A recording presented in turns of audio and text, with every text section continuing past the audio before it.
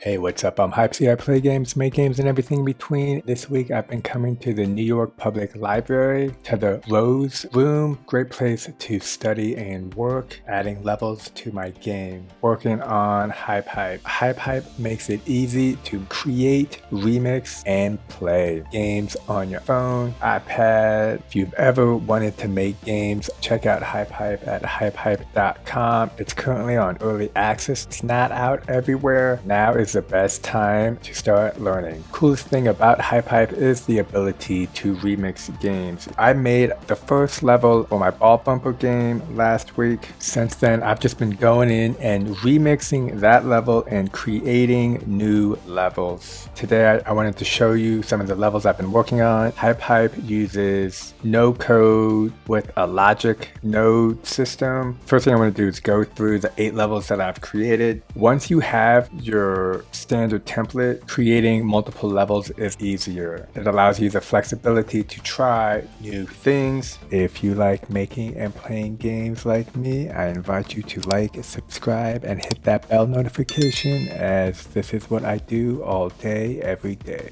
Starting out, let's check out the first level. It has a lot of similarities to what I made last week, except here we have these big cubes that are in the way. I started the first level super simple, and then if you hit the red cube, you die. You can go around it and beat the level. When you make a game, you're automatically an expert at that game. It's important to keep in mind making levels simple to get people introduced into the game mechanic, into all the things that are happening in this game. In Ball Bumper, we can see if we hit the red cube, we get a game over. It looks like the game actually keeps continuing and then finishes. We need to stop that. Let's go to edit, hit cancel, go to logic on. This is why it's good to playtest. When you're making games in HypeHype, you're making it with a community of other like-minded players and creators. They can ask questions, they can leave comments. I had someone leave a comment about how one of my games didn't finish correctly, so I just went in and set it up. Here we have game end. All we need to do is enable slowdown, this little tab right here. We do wait time 0.5 seconds. When we have something like that happen again, the game just stops and you have to restart the game.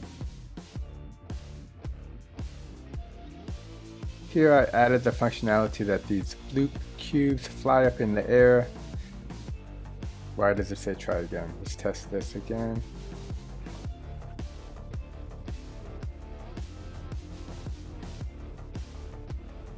It looks like when the player hits the cubes at the end, it's causing a game over. This is set to group yellow, which I thought group yellow was game victory, but let's double check everything. Broadcaster, yellow, collision, go here, game fail. Okay, so let's go ahead and fix this. This is a great example of playtesting and going through your levels to make sure everything is working properly. So we're going to save it, publish it, and test it again. On the sides, I'd have random leftover objects. Let me know what you think would look cool on the sides to liven up the look of this level. Now we have a victory. Another thing I'm going to do is I'm going to go into the leaderboard. Here we can see we have some people who are ranked at 4 seconds, 5 seconds. I think when they got these high scores, there was a bug. I'm going to go ahead, delete my score and everyone ahead of me. And you can do that by selecting them and then hitting the X. Now you can only do this if you are the creator of the game. Sorry about that, guys, but that was my mistake, as I did not have the game mechanics set up properly. Now let's test third level. So I'll set this level up. Okay, we got a complete. That looks good. Let's play it again and test to make sure the game over works. Okay, look at that. The game over does not work. I want to be clear. I made 8 levels super fast over the weekend. I tend to get in the rhythm of just trying to make stuff super fast and then allowing myself time and space to go over it later. And we can even see that the bulldozer is not killing the character. So that's something else we need to fix. I want to go back to level 1 and 2 to make sure that that was working properly there. Okay, we can see that it's not working properly here. So we're going to go ahead and go to edit. Here we have broadcast yellow. That's what we worked on before. That means success. Red, broadcaster, red. Okay, so here it's set to game success. That is not correct. Red is bad and should be set to game fails. That's what we were missing before. Let's test it. Great, now we got the game over as we want. Save it. Let's go in and make sure that the spike is working on the first level. Okay, as we see, it looks like it's not working. Set this object to red. Collision trigger red, and this should go to broadcaster failed, and it looks like it is not. And I don't see a failed broadcaster. We have a game success, start timer, but we need another one. Let's duplicate this and add game fail, and now we can add that collision trigger on start, execute. Let's test it. There we go, game fail. I'm gonna put enable slowdown on game end as well, like we did before. And let's do that on game success. This is great. We're going through all these levels that I made really quickly, play testing them. It's always important to play test. Okay, looks like that works properly. You can see I added some cool stuff on the sides for visual effects. I want to take a look at the end over here, make sure, okay, that looks good.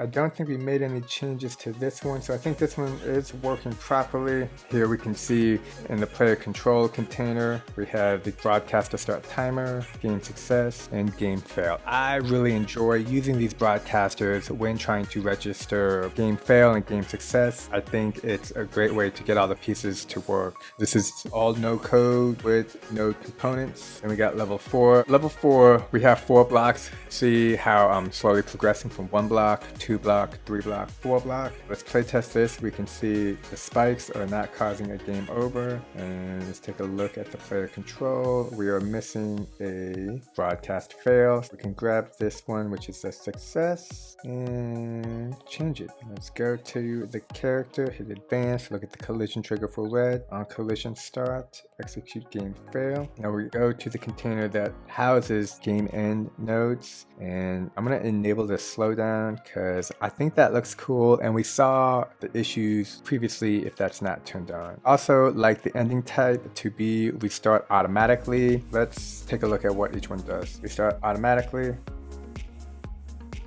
That of course restarts automatically. Show end screen, that shows this screen, and I'm not sure what change scene does. Let's just set it to restart automatically and save.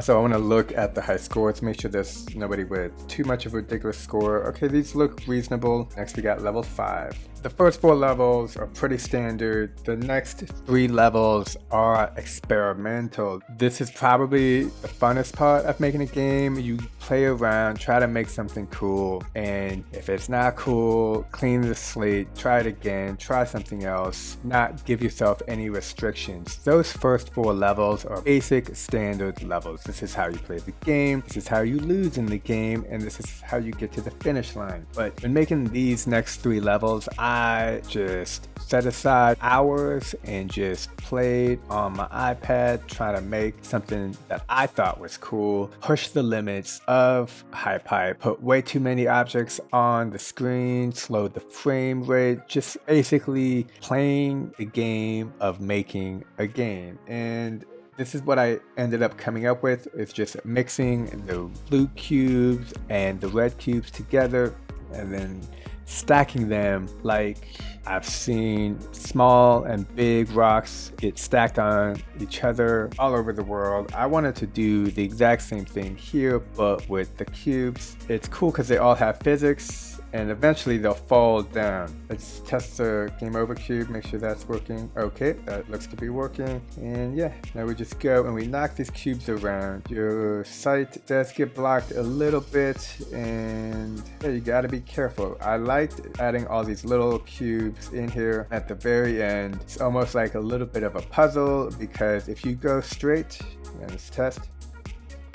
it restarts. I know some people are gonna try to just go super fast. As you can see, that doesn't work. You wanna complete this level, you go here and you take this blue block and you move it like so, and then that's how you complete this level. This level was a lot of fun to make, and we can see that things are still moving in the level. Let's go hit edit, turn the logic on, select these game end nodes and enable slowdown. Save it.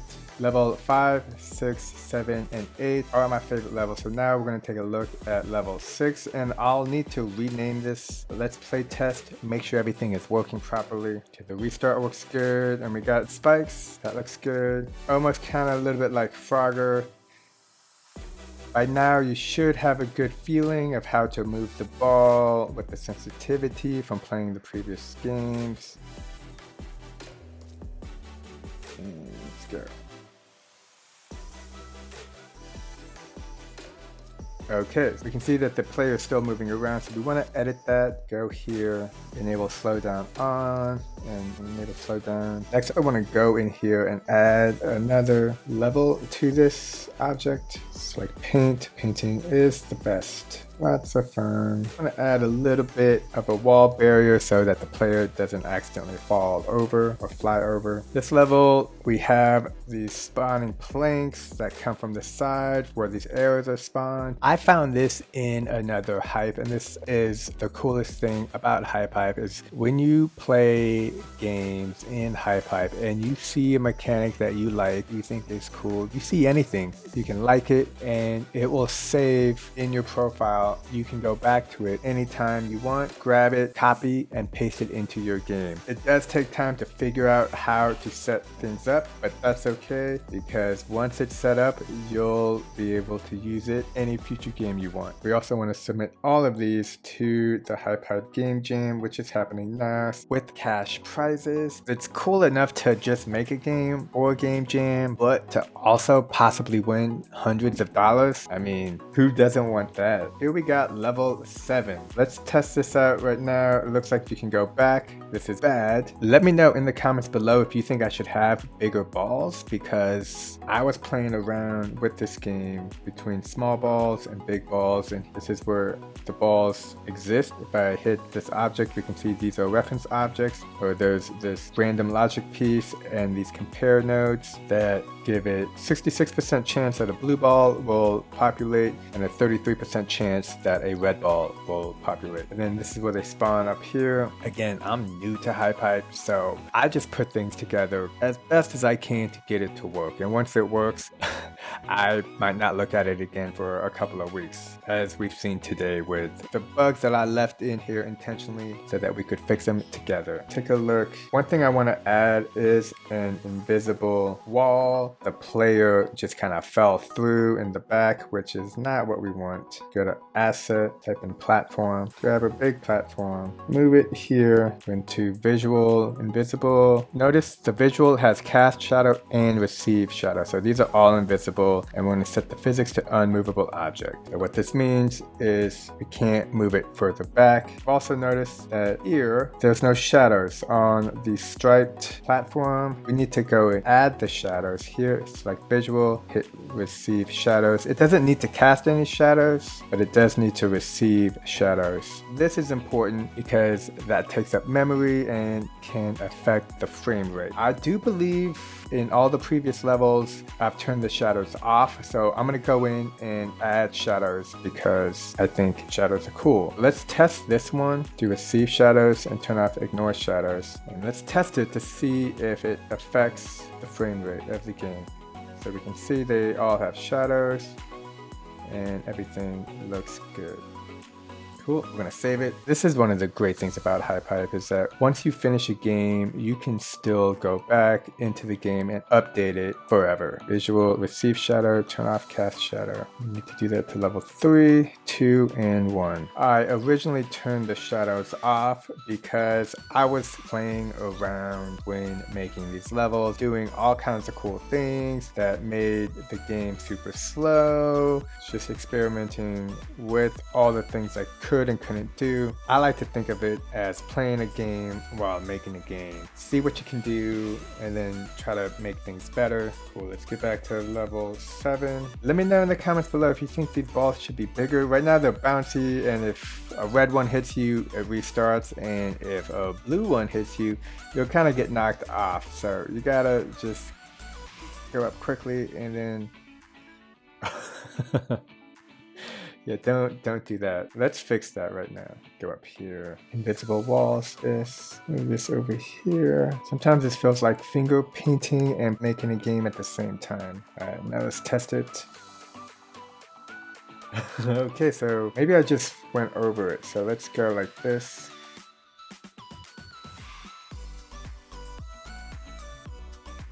There we go. Looks like the walls on the left and right work. And let's take a look at level 8. This one is the most funnest and most experimental. Let's make sure the game over works okay. There's lots of things I've been wanting to do with this, like have all these targets move around, but I wasn't able to get that to work that well. And you know, just having things bounce around is a good start. There is a shadow you can see from the character, which kind of helps, but the best move is to get to the finish line as soon as possible.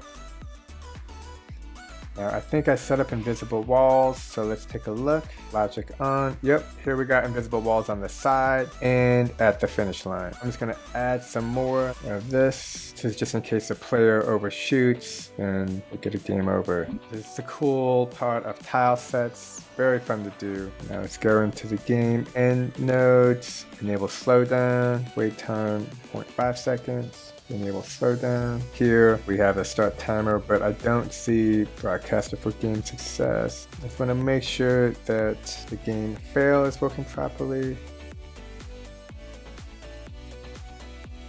Yeah, okay. Save it. Level 8. I will be going back to these levels, making the progression a little bit simpler and adding the fun stuff from level 5, 6, 7, and 8, and trying to make new levels based off of those designs. The first couple of levels are an introduction into this game, and then the last couple of levels were just me playing around, experimenting with what I could or couldn't do in HypeHype. It was a lot of fun making these levels. I will continue to make these levels each time I make a new game or hype. I get a little better, and I just try to take that progression forever. If you want to check out these games, I have a link below. If you like this kind of content where I make and play games, don't forget to like, comment, let me know what you think about these levels. If I should add certain elements that you would like to see, let me know. And until next time, stay safe out there and peace.